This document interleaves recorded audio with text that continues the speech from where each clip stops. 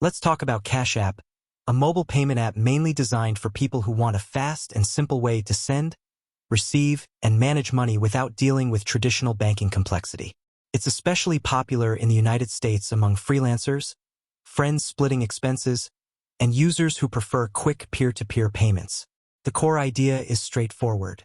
You link a bank account or debit card, and you can instantly send money to another user using their username or phone number. The app also provides a virtual balance, a debit card called the Cash Card for spending, direct deposit options, and even basic investing features like buying stocks or Bitcoin directly inside the app. Everything is built around speed and convenience rather than deep financial management. The biggest advantage is simplicity. The interface is extremely easy to understand, transactions are fast, and setting up an account takes minutes. Many users like how multiple financial tools exist in one place instead of using separate apps for payments, spending, and small investments. But there are clear downsides. Cashapp works primarily in the US, so global usability is limited.